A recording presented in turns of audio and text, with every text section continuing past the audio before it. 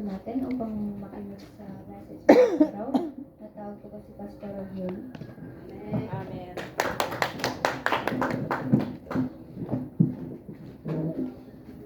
Thank you, Sister Daza. Imbag nabigat tayo amin. Amen. Glory to God. Kaya kailangan nga exercise tayo. Jay rights tayo into nabigat. As an abiding citizen, uray no niya ti set tayo, uray niya ti status tayo, kailangan nga exercise tayo, jay rights tayo as a citizen of this country. Amen. Ipag-pray tayo wisely no sino iti pagayatan niya po Diyos. Amen po ba? Amen. Let's open our Bible in the book of Joshua, chapter 21, verses 43 to 45. So the Lord gave Israel the land he had sworn to give their forefathers, and they took possession of it and settled there. The Lord gave them rest on every side, just as he had sworn to their forefathers. Not one of their enemies withstood them. The Lord handed all their enemies over to them. Not one of all the Lord's good promises to the house of Israel failed. Everyone was fulfilled. Sa Tagalog, mga kapatid, para maintindihan natin, sa pagsakop ng Israel sa buong lupain. 43, binigay nga ni Yahweh sa bayang Israel ang lahat ng lupaing ipinangako niya sa kanilang mga ninuno. Kaya't ang masakop na nila ang buong lupain, doon na sila nanirahan. Binigyan sila ni Yahweh ng kapayapaan sa buong lupain, ayon sa ipinangako niya sa kanilang mga ninuno. Verse 45, hindi sila natalo kailanman ng kanilang mga kaaway sapagkat pinagtatagumpay sila ni Yahweh ang lahat ng ipinangako niya sa sambayan ng Israel. Panginoon Diyos, maraming salamat po Diyos sa araw na ito. Muli, O God Lord, binigay mo ang pagkakataon na ito upang pakinggan namin at aralin namin ang iyong mga salita, Panginoon.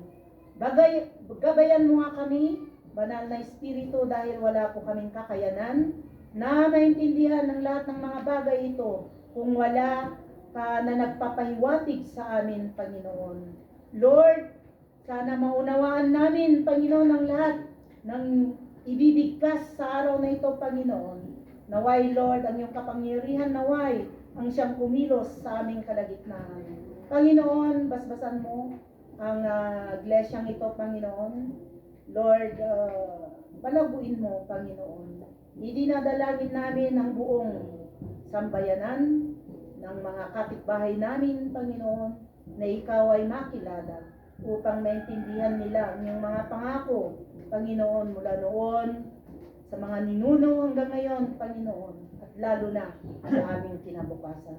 This all what we pray. Amen. Lord, hallelujah. In Jesus' name we pray. Amen and amen.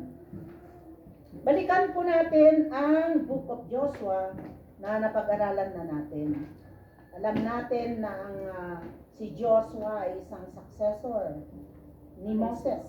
The land of Israel is at last dahil na napagtagumpayan nila ang lahat ng mga pangako ng ating Diyos. Joshua, conquering captain. He is the warrior captain of that time. He emerged as a military leader who, under God's guidance, he leads the Israelites into the promised land and conquering or invaded many cities, including the formidable Jericho. Ang pinakamahirap na susugpuin nila, mga kapatid.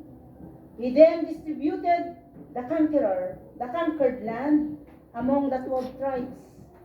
In his final words emphasizes the importance of being faithful to God. While he enjoys victories, conquering these cities is in the hands of God. After Moses' death, Joshua was appointed as a new leader who leads the Israelites across the Jordan River and into the promised land, he guided by the God's promises of victory. Mga kapatid, yun po ang buhay ni Joshua. Hindi po siya nagliko-liko, nagpa-right or nagpa-left. Hindi siya nabackslide sa pagsisilbi sa ating Panginoon at buong Israelites. We all face battles in our life. Amen po ba, mga kapatid? Some are everyday struggles with common issues of life. Some are life and death encounters, encountering with an imminent and unexpected trials in our life, like an accident, a sudden calamities that destroy everything, na livelihood sa ating pagkakakitaan, mga kapatid, sa earthquake na hindi naasahan, sa pagkamatay ng ating mga minamahal sa buhay, ang pagkaroon ng mga sakit na sinasabi ng doktor na terminal na, mga kapatid, ang mga bagay na hindi natin naiintindihan minsan, mga problema sa relasyon ng mag-asawa, sa anak, sa mga in-laws, sa pagkakaibigan, sa pagkakatitbahay sa trabaho, marami pong bagay, mga kapatid, that we are facing many trials and battles in our lives, mga kapatid. But just like Joshua, he faced powerful opponents and problems sa mga taong ito, mga kapatid. Pero hindi siya nag-retreat or nag-give up man lang as a leader of the Israelites. As a captain warrior, pinanghawakan niya ang mga pangako ng ating Panginoon. So today, mga kapatid, mga kaibigan, mga minamahal, tunghayan natin ang buhay ni Joshua as a leader of Israelites, a faithful servant of God. In times of difficulties, paano niya ito pinagtagumpayan? Sana, mga kapatid, sa araw na ito, sa ating pagbulay-bulay ay makakuha rin tayo ng aral sa buhay ni Joshua. The title of our sermon for today is Standing on God's Promise. Sa mga ina, sa araw na ito, kabilang ako, Happy Mother's Day. Bagamat, every day is a Mother's Day, pero sa atin na mga Kristiyano, napakahalaga po ang responsibilidad ng mga nanay. Kung kaya't mga anak, kailangan din na i-honor natin ang ating mga nanay. So, let's go back to our topic. Standing on God's promises, number 1. Joshua needed God's promise. Bakit? Isahin po natin in the book of Joshua, chapter 1, verses 1 to 2. After the death of Moses, the servant of the Lord said to Joshua, son of Nun, Moses, aide of Moses, Moses, my servant, is dead. Now then, you and all these people get ready to cross the Jordan River into the land I am about to give to them, to the Israelites. So, Joshua, meron siyang responsibilidad, mga kapatid. At ito ay immense, great or extremely great na tungkulin ni Joshua, mga kapatid. Alam ninyo, napakalaking katungkulan ang ipinapagawa ni Lord kay Joshua. That in times of Moses, na iyong mga inilid ni Moses na halos 2 milyon na mga katao para sa galon ay makalis sila sa bayan ng Egypt. Alam niyo ba mga kapatid, na sa pagkakataon na yon in times of Moses, sa kanyang paglilid, ay maraming problema. Walang problema kay Moses at ang Panginoon. Pero ang problema sa tao na nililid niya, mga kapatid. Kaya isa ring bagay na hindi siya nakapasok sa Land of Promise dahil siguro yung dumating na yung at nakalimutan niya ang salita ng Panginoon, kaya siya naggalit sa mga tao na laging nagrereklamo. Nakalimutan niya, mga kapatid. Isang pagkakamali lang niya, hindi na siya nakapasok sa promised land. Si Moses, nung namatay siya, Joshua became his successor. Kapalit ni Moses. At bata pa noon si Joshua, nakita niya ang paghihirap ni Moses sa mga taong ito, mga kapatid. Bagamat ibinigay na ng Panginoon lahat-lahat ng kanilang mga pangangailangan at lahat ng strength, wisdom ni Moses ay itinuon niya lahat-lahat sa mga Israelites na ito upang sa ganon ay makapasok sila sa Land of Promise. Pero marami pa rin mga reklamo, mga murmur, kung ano-anong mga bagay na problema na sinusuong noon ni Moses. Kung kaya't nakita ni Joshua ito, mga kapatid. Nakita ni Joshua pero wala siyang magawa. Kailangan na sumunod siya sa ating Panginoon kung ano yung inuutos. Letter B, his predecessor had faced many difficulties. Number 1, the people grumbled about his leadership. Ni Moses noon, grumble nila. May time pa na sinabi nila na mabuti pang bumalik na lang sila sa Egypt. Dahil doon, merong mga wine, mga pagkain na masasarap. Pero sa disyerto, tubig lang at kung ano yung binigay ng Panginoon na galing sa langit. They keep wanting to retreat and give up. Urong-sulong, sumusuko ang mga tao nito. Number 3, how could Joshua hope to succeed under this condition? Number 4, his only hope was that God would come through. Hindi siya pababayaan ng Diyos. Yun ang pinanindigan ni Joshua, mga kapatid. Kung kaya't siya'y yung utos ng Panginoon ay sumunod siya. Yung sinasabi ko na ang mga taong ito na gusto na nilang bumalik sa Egypt ay mababasa natin sa Exodus 14 verses 11 and 12. Nakita natin kung gaano kareklamo ang mga taong ito. The initial dissatisfaction upon the leadership of Moses in fear after being faced from Egyptian slavery. They see the current situation as worse than their previous captivity. Nakita na nga nila ang kamay ng Diyos kung paano sila na kalayo sa mga umuusig sa kanila, tumutugis sa kanila. Iniwan ng Diyos ang baybay, ang Red Sea. Mga kapatid, still, hindi pa nakontento ang mga taong ito.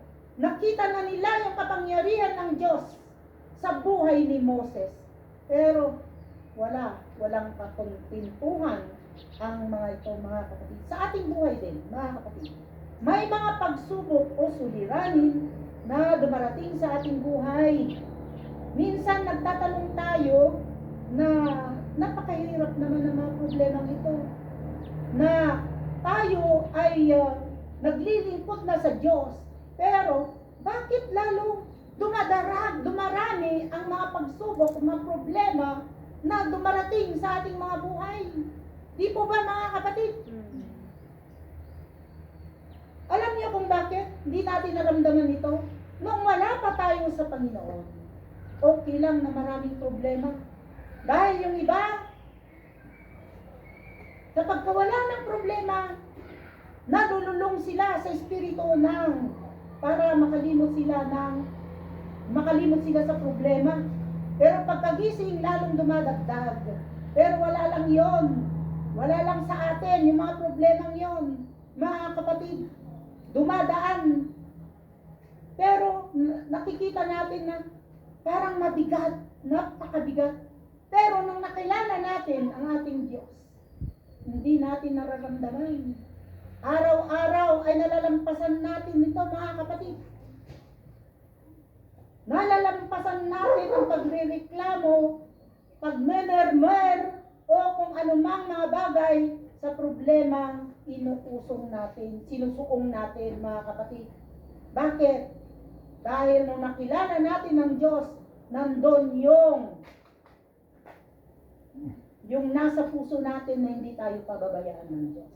Alalahanin natin na sa Christian, hindi tayo exempted sa mga pagsubok, mga problema at pagpapahirap. Bakit? Day after day, nararamdaman natin ito, mga kapatid. Ito ay isa lang pagsubok kung hanggang kailan tayo kakapit sa Diyos. Kung hanggang magtitiwala tayo sa Diyos. Standing on God's promises, number 2. The promises of God to Joshua. What were these promises? Basahin natin, mga kapatid, sa Joshua chapter 1, verses 3 to 9. Verse 1, sinabi niya dito, mga kapatid, I will give you every place where you set your foot, as I promised Moses. Then number 4, your territory will extend from the desert to Lebanon, and from the great river, the Euphrates, all the Hittites country to the Mediterranean Sea in the west. No one will be able to stand against you all the days of your life. As I was with Moses, so I will be with you. I will never leave you nor forsake you. Verse 6, sinabi niya, be strong and courageous, because you will lead these people to inherit the land I swore to their successor to give them. Punta tayo sa verse 9. Have I not commanded you? Be strong and courageous. Do not be afraid. Do not be discouraged, for the Lord your God will be with you wherever you go. Baybayin natin, mga kapatid. Sinabi niya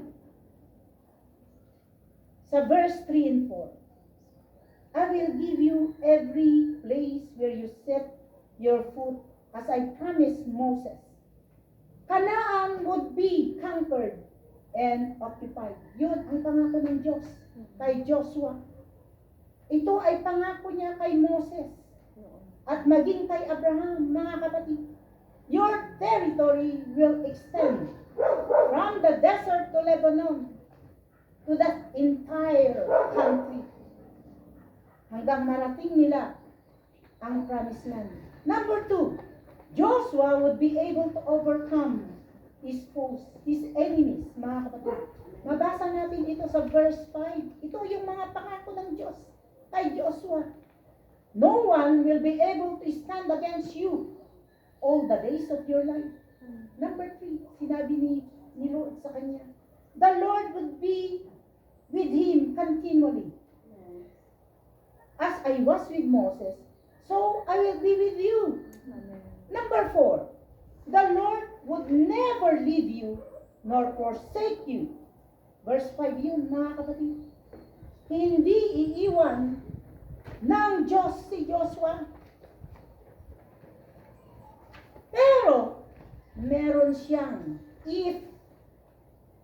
Sa verse 9, God commanded Joshua to be strong and courageous by leading the Israelites to the land of promise. In verse 6, to inherit the land God swore to their ancestors, be careful to obey the law of Moses. Sa verse 8, huwag mong kakalimutan ang aklat ng kautusan ni Moses. Pagbulay-bulayan mo ito. Nakasulat dito, sa ganito magiging masagana at matagumpay ang iyong buhay. Verse 9, do not be afraid, do not be dismayed, for the Lord your God will be with you wherever you go. Hindi niya iiwan si Joshua, ngunit meron siyang babalak kay Joshua. Ang command niyang ito ay dapat na mag-obey, sumunod si Joshua. Maging tapat siya, be strong and courageous. Dahil kung wala sa kanya ito, hindi niya magagampanan ang maging leader.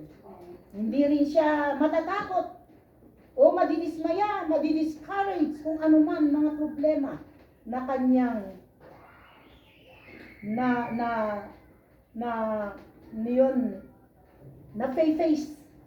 facing problems and trials. So, sa Exodus 21:21, sinabi ng Diyos, ako si Yahweh, ang iyong Diyos, na naglabas sa iyo sa Egypt at nagpalaya sa inyo mula sa pagkaalipin. Sa iyo, sabi niya, hinawi ng Diyos ang kanilang paghihirap, mga kapatid. Sa dagat sila ay nakatawid. Kagilalas na nangyari sa buhay ng mga Israelites. Nanatili si Joshua na tapat at maging masunurin sa ating Panginoon. Standing ang God's promise sa atin din, mga kapatid. Ang pangako ng Diyos kay Abraham, kay Moses, kay Joshua ay mapapasa atin din. Sa henerasyon na ito, sa darating na henerasyon, mga kapatid, ito ang pangako ng Diyos sa atin. God's promises are equally assuring, hindi lang sa kanila. Sa atin din at sa darating na mga panahon. Sa mga anak natin, apo-apuhan, and more generation. Ang pangako ng Diyos hanggang sa darating ang Diyos, mga kapatid. Ang pangako ng Diyos ay pare-pareho. Pagtiyak o patas sa lahat. Wala pong discrimination ng ating Panginoon. Hindi niya pinipili ang kanyang binibindisyonan. Mula sa Old Testament na napag-aralan natin hanggang ngayon, mga kapatid, sa darating pang mga panahon, itong mga pangako ng Diyos ay buhay. God is not a liar. God does not lie to His promises, mga kapatid. And Joshua 21:45, this verse emphasizes the assurance of God's promises. Not one of all the Lord's good promises to the house of Israel had failed. Walang hindi niya sinunod ng ating Diyos, inumad ng ating Diyos. Everything was fulfilled. Yung mga pangako niya, kung kaya't nakarating sila sa promised land. God's faithfulness and the unwavering nature of His promises, assuring all the promises will come to pass. Not one word of all the good promises that the Lord had made to the house of Israel had failed. All come to pass, mga kapatid. Number one, God's had been promised an ultimate victory sa atin, mga kapatid, in 1 Corinthians 15:57. But thanks be to God who gives us the victory through our Lord Jesus Christ. Expresses gratitude to God, mga kapatid, for granting victory for our sin. Sa kanyang pagkabayubay sa cross, tapos na, tinapos na niya, mga kapatid. Yung mga ginagawa nila noon na batas ni Moses, hindi na dapat ginagawa sa ngayon, mga kapatid, dahil ginawa na ito ng ating Panginoon. Ito ay mapagtagumpayan na niya. This is a gift to all, mga kapatid, to all believers, but with faith in Christ. Faith in Christ's resurrection. This is a promise, an ultimate victory na hindi natin mabibili. Hintuman o kayamanan, mga kapatid, hindi natin mabibili ang ultimate victory na ginawa ng ating Diyos sa ating buhay, mga kapatid. In our belief in faith, and in faith is the victory which is available to those who believe in Christ in His resurrection.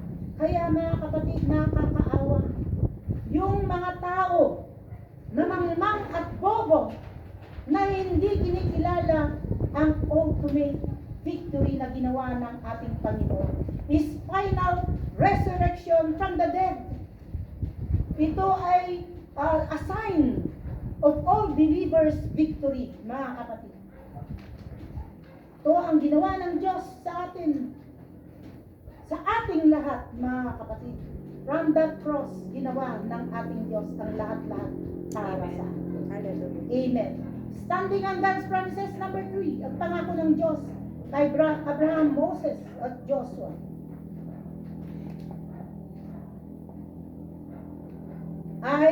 God's promises are equally assuring. Ito, mga kapatid. Number 2, the Lord promised to be with us forever. Yung una, ultimate victory from His resurrection. Number 2, the Lord promised to be with us forever. Matthew 28:20, in Great Commission. Jesus promised to be His disciples always until the end of the age. Amen po ba? Amen. Amen. This verse is the final part of Jesus' instruction to His disciple after His resurrection, where He commissioned to them to make disciples of all nations. Jesus assures His disciples, or to all believers, that He will with them always, emphasizing His enduring presence in support in their mission. Pangako ito ng ating Panginoon, mga kapatid, na Siya ay nasa sa atin forever. Hallelujah. Kaya wag natin kakalimutan ang pangako ng Diyos na ito, na walang mahirap sa trabaho ng ating Diyos. Magkaroon lang tayo ng courage. Courage, faith, in obedience, mga kapatid. Number 3, He will never leave us or forsake us. Amen. Hebrew 13:5-6. Keep your lives free from the love of money and be content with what you have, because God has said and promised, never will leave you, never will I forsake you. Sinabi niya. This verse speaks against the danger of covetousness and encourages believers to find satisfaction in what they already possess, trusting in God's plan, provision. Alam niyo mga kapatid, binigay na ng Diyos ang pangakong ito. Ang problema lang ay sa atin. Paano natin i-exercise ito? Dahil karamihan, araw-araw ay may nagre-reklamo na kagaya ng mga Israelites, di po ba? Pero ang maraming reklamo, di po ba, Pastora Lady, doon sa Hong Kong, nakilakay na nga ng sahod, reklamo pa ng reklamo. Bakit? Kasi mas malaki yung utang kaysa yung sahod. Uutang sa bangko, mga kapatid. Isa, dalawang bangko, dahil hindi pa stricto noon ang pag-uutang sa bangko. Ang problema, kapag hindi niya babayaran ito, tatawagan ng kolektor yung bahay ng amo kahit tulog pa. Eh syempre, pag ayaw niyang ma-terminate, uutang sa mga tao, gagamit ng ibang passport, hanggang patong-patong na yung utang. Mga kapatid, yun ang problema ng OFW sa Hong Kong. Hindi ko alam kung hanggang ngayon, yung kapatid ko, oo, na-scam. Kaya kailangan na maging kontento sa ating buhay. At kung meron kayong 500,000, 1 million, huwag kayong magmayabang. Dahil ang hirap-hirap ng mayabang, mga kapatid. Kung ikaw ay nakakilala na sa Diyos, nung una na ikaw ay naghihirap, at ikaw ay pinayaban ng Diyos, sana tignan mo yung kamay ng ating Panginoon. Yung blessing na ibinawad niya sa iyo. Sana ginamit yung wisdom, hindi yung kayabangan. Meron ka lang 500,000, isang titik lang ng Diyos, mawawala yan. Pati mga bahay, kung ano ang ari-arian, huwag ipagyabang. Marapatin na lagi kang magpasalamat sa Diyos dahil pinayaman ka. Dahil kalooban din at nasisiyahan ng ating Diyos kung tayo ay marangya sa ating buhay. Hindi tayo naghihikahos, hindi tayo naghihirap. Alam niyo kung bakit? Para mapalayo tayo sa kasalanan ng pagrereklamo, pag-uutang, o kung ano-ano mang mga bagay, mga kapatid. Kaya magpasalamat tayo kung ano man ang mga bendisyon na ibinigay sa atin ng ating Panginoon. Ngunit, kapatid, sinabi na ng ating Panginoon, His command, huwag tayong matakot, huwag tayong madismaya, at huwag tayong palikuliko ng daanan. Maging thankful tayo at sumasamba sa ating Diyos na buhay. Payayamanin niya tayo, mga kapatid. Yun ang pangako niya kay Moses sa verse 9. Yun din ang pangako ng Diyos sa atin. Ang ating Panginoong Jesucristo ang nagsasabi na ito, mga kapatid. By trusting God's provision. Maging kontento tayo kung anong meron tayo. Pero wag nating kaligtaan ang sumamba sa ating Panginoon. Ang Sunday ay para sa ating Panginoon upang magpasalamat sa lahat ng bendisyon na ibinigay niya sa atin. Huwag natin patigasin ang ating mga puso, kundi papasukin natin ang biyaya at presensya ng ating Diyos at pagpapalain niya tayo, mga kapatid. God's told never be to be afraid or dismayed. In Isaiah 41, verse 10 to 13, it encourages us to trust Him, mga kapatid. To trust God's help and not fear, even in the face of adversity. It is a powerful verse encouraging us to have faith and trust in God, mga kapatid. Even in times of fear, it promises God's presence. Promise God's strength and help, mga kapatid, emphasizing that He will uphold us with His righteous right hand. Ang ibig niyang sabihin, mga kapatid, dahil ang right hand ay pinakamalakas na parte ng ating katawan. Ganon din ang strength in the power of God that will uphold us in times of crisis. Hallelujah. To those who oppose you and put you to shame, finally, it reassures believers that God is with us. Kaya huwag tayong matakot, mga kapatid. Huwag tayong matakot sa mga problema. Huwag tayong matakot kung anumang mga sakuna o mga trials na ating nilalakbay hanggang sa ngayon, mga kapatid. Fear not, for I am with you. Be not dismayed, for I am your God. I will strengthen you. Yes, I will help you, sabi ng Panginoon. I will uphold you with my righteous right hand. Behold, all those who will incense against you shall be put to shame in disgrace. Baton ba ito na sa uni ako, Diyos? He will put to shame in disgrace. Lahat ng tumutuligsa sa iyo kung ikaw ay tapat na nagsisilbi sa ating Panginoon. Kung ikaw ay sumusunod sa iyong mga magulang, lalong-lalo na sa araw ng linggo ng pagsamba, mga kapatid. Kailangan na sambahin natin ang ating Diyos at hindi niya tayo pababayaan. At yung mga fear natin at yung mga lahat ng mga dismay or discourage natin, lahat ng ito ay mawawala dahil ang Diyos ay lagi sa atin. Mga kapatid, hallelujah. The last but not the least, God's promises are truly acquiring. Anong ibig niyang sabihin?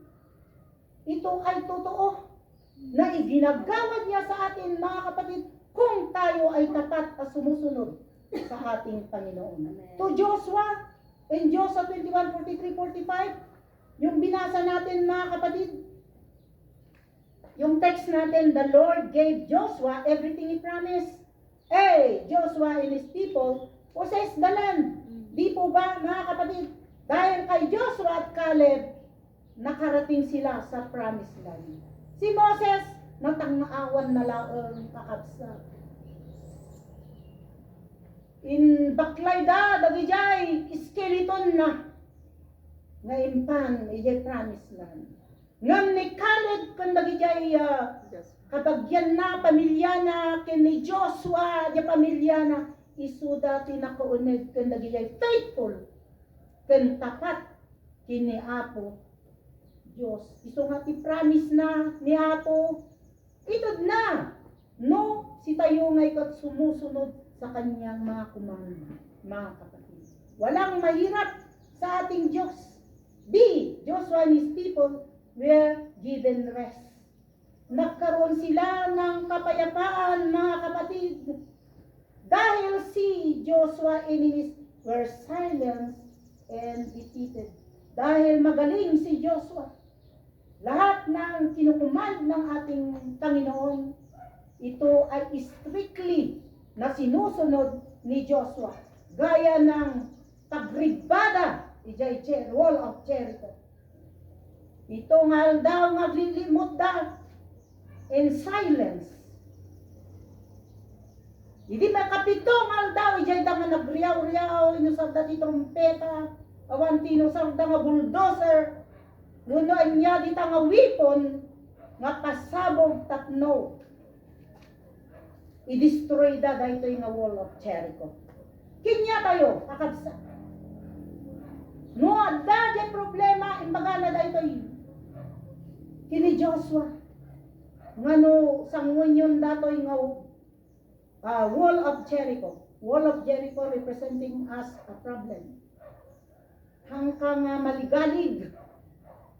Hamong unaan, dijay problema nga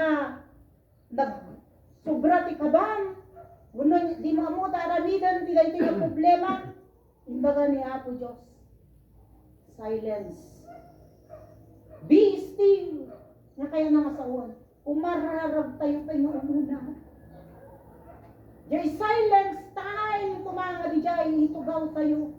Ingana may itad na kanya tayo, jay right answer to solve the problem. Amen po ba? Hallelujah. Amen. For us who was chosen, who are faithful, and for us who continually serving God, we have to stand the promise of our Lord Jesus. In John 19:30, kunana, ni Apo Diyos, when Jesus received the sour wine from the cross of Calvary, He said, "It is finished," and He bowed His head and gave up His spirit.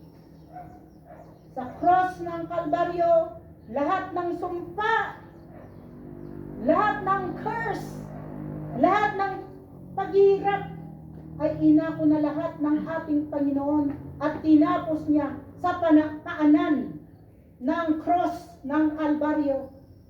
What a great God we are serving. Hallelujah. He gave it all to us. Hallelujah. At tinapos niya lahat sa paanan ng cross of Calvary. No more slavery, no more condemnation, No more torture. He was forsaken so that if we are forsaken, He cares for us.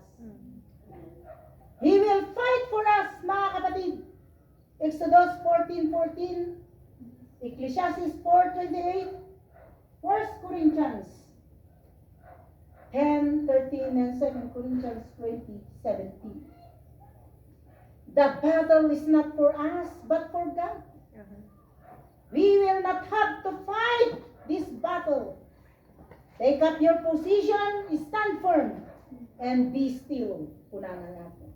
Lumalaglagip ko, dahil ito ay nga pangako niya.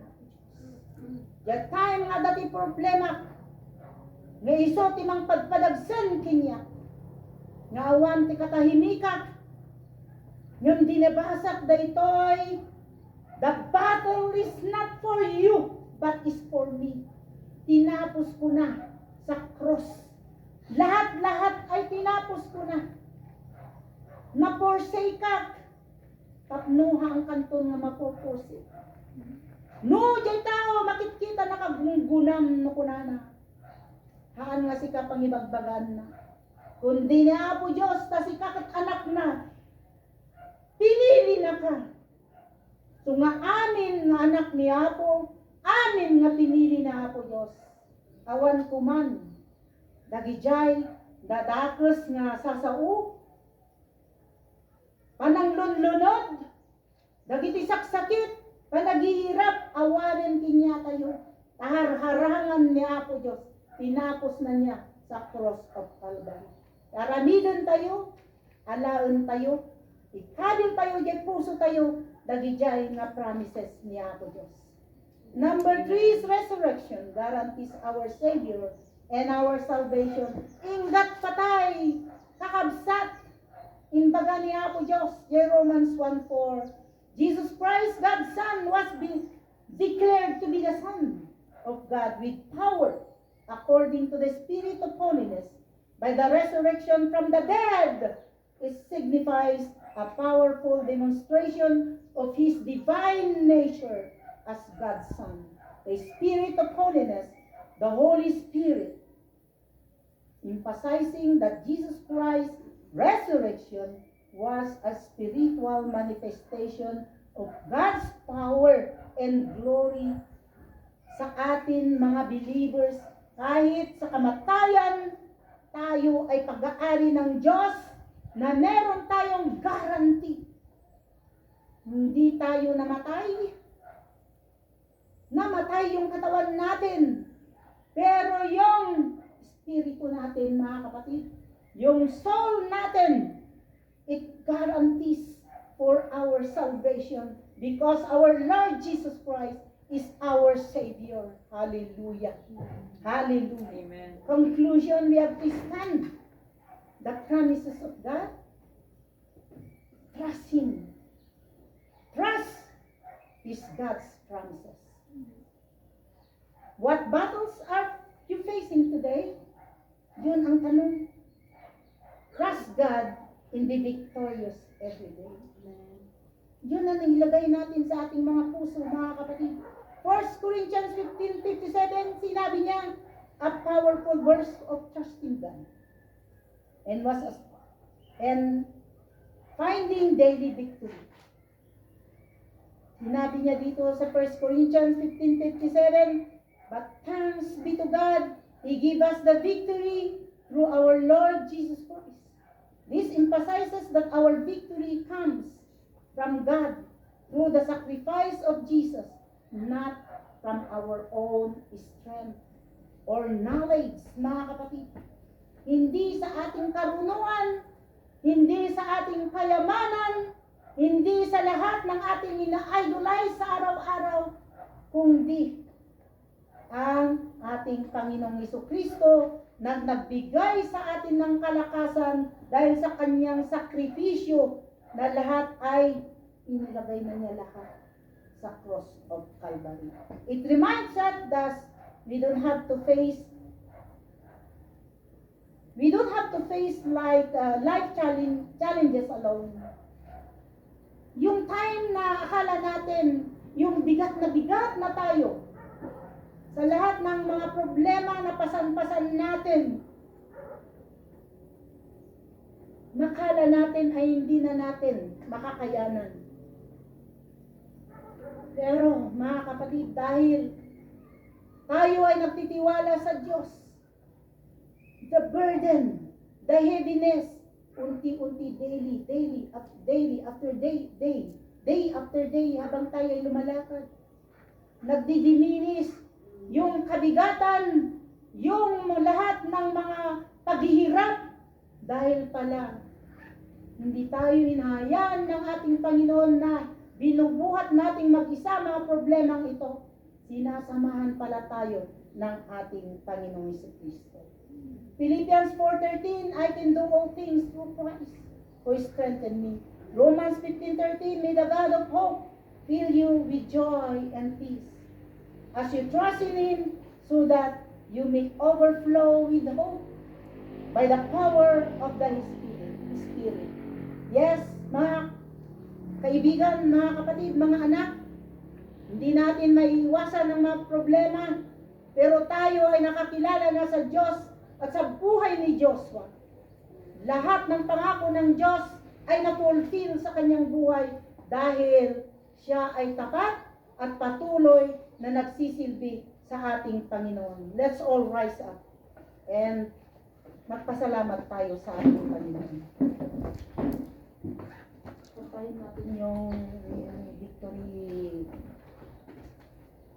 Brother Stephen. Yung promise.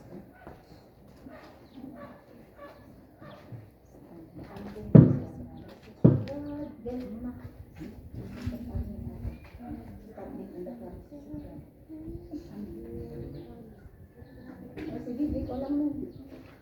Di mo yung para pinaapo.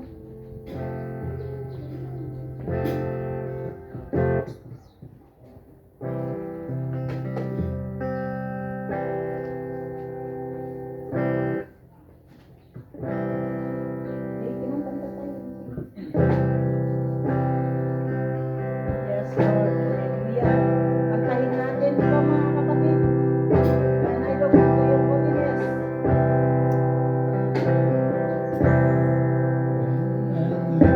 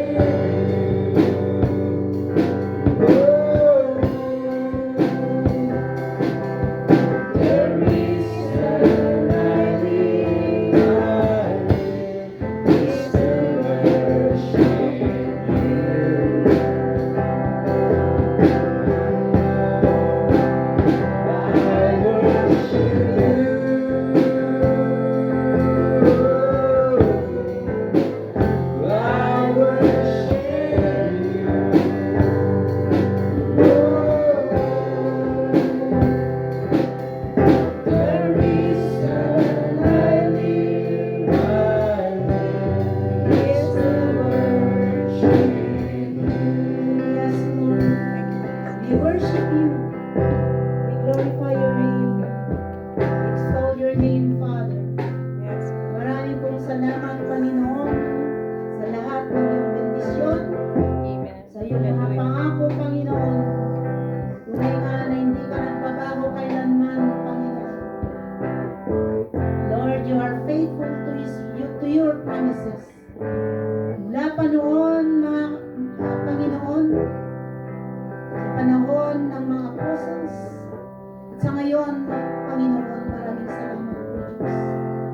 hindi mo kami pinapabayaan. Bagkos, Lord God, ay sinasamahan mo kami upang kami ay magtagumpay. Salamat po, Panginoon, sa iyong presensya sa araw na ito. Lord, naway ang aming mga naringgan ay patuloy namin na ipamumuhay, Panginoon. In times of difficulties, in times of crisis, mga hindi namin ay naasahan, Panginoon, na magsubok sa aming mga buhay, Panginoon. Lord, samahan mo kami. Patuloy kami, Panginoon, na umaasa sa iyong galingan, Panginoon. Alam namin lahat-lahat ay binigay mo na sa amin hanggang sa huling hininga, Panginoon. Kaya Lord, maraming salamat po, Diyos, sa mga bagay na ito na aming natututunan, Panginoon, sa pag-aaral ng buhay ng mga nilalang mo. Yung mga pinili mo, Panginoon, yung mga itinaas mo. Sina Joshua, sa buhay ni Moses, Panginoon, ina Abraham. Sila ay nakapasok sa pangako mo, Panginoon, sa lupaing pangako. At ipinangako mo rin sa amin, Panginoon, na makakapasok kami sa mga inihanda mong lugar, Panginoon. To be home with you in heaven, Father God. You are our eternal Father, our Savior, our everlasting Father. Sa aming napag-aralan kanina, Panginoon, there will be a new heaven in the new earth. Sa iyong piling, Panginoon, lahat ay glory that will manifest at that city, Panginoon. Because that city is full of gold, jasper, lahat ng mga umiilaw na mga bato, Panginoon, kung kaya't hindi namin kailangan ang liwanag ng buwan at araw. Dahil doon ay ilalagay mo na lahat. Sa iyong gloria ay naiilawan na, Panginoon, ang buong city na yon at sa lupaing ito, Panginoon. Your glory is with us, Father. It shines in our lives, Panginoon, sa aming mga buhay. Kung kaya't sa aming paglalakad, Panginoon, nang iyong glory ay umiilaw sa aming mga buhay. Kung nakikita ito ng kaaway, yan ay matatakot. Hallelujah! Dahil ito ay ipinaliwanag mo, ito ay pangako mo, Panginoon. The battle is not for us, but is yours, Panginoon. Kung kaya't ang mga salitang ito na umiilaw sa aming mga buhay, hinahawakan namin, Panginoon, kaya salamat po, Diyos. Dahil ito ay magiging ilaw namin sa araw-araw, Panginoon. Sa aming paglalakad, hallelujah. Kaya hindi kami matatakot, hindi kami madidismaya, at kung ano-ano pang mga bagay na manlulupay-pay kami sa aming pananalig sa iyo, Panginoon. Kaya Lord, salamat sa araw na ito.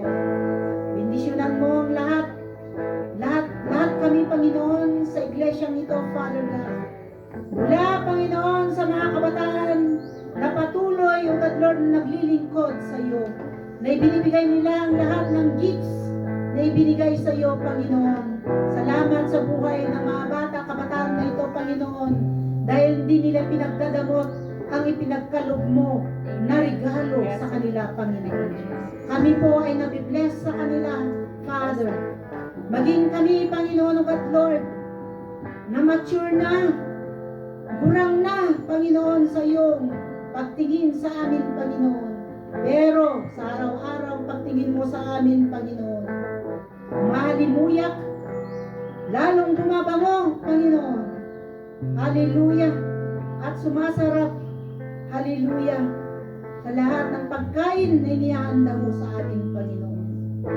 Sa mga kabataan, Panginoon, mga bata, hallelujah, hawakan mo sila, Panginoon, hanggang sa kanilang paglaki.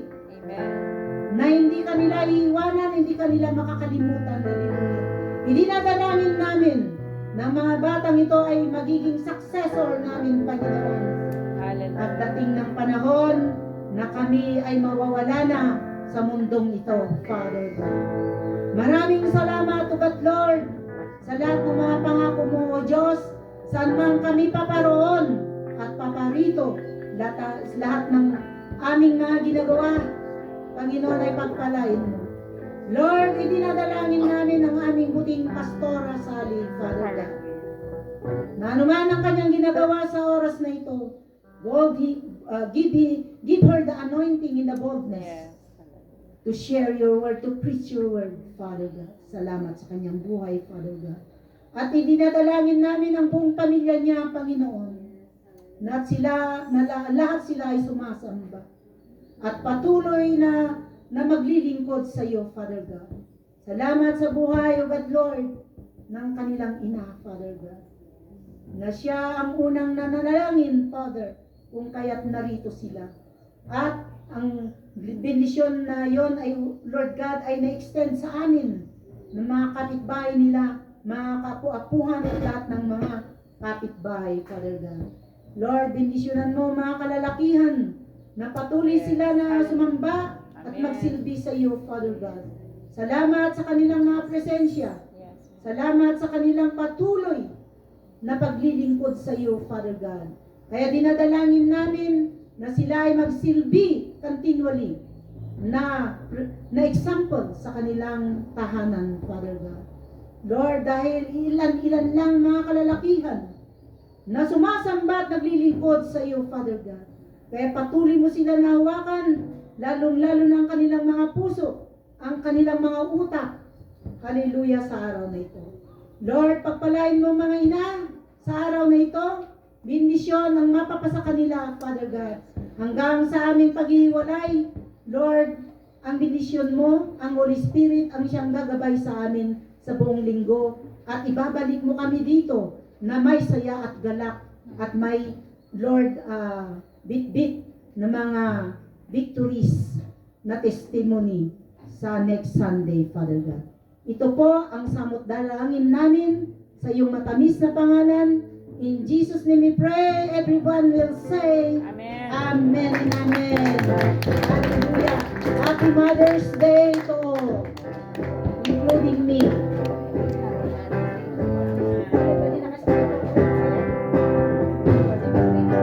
Next week naman.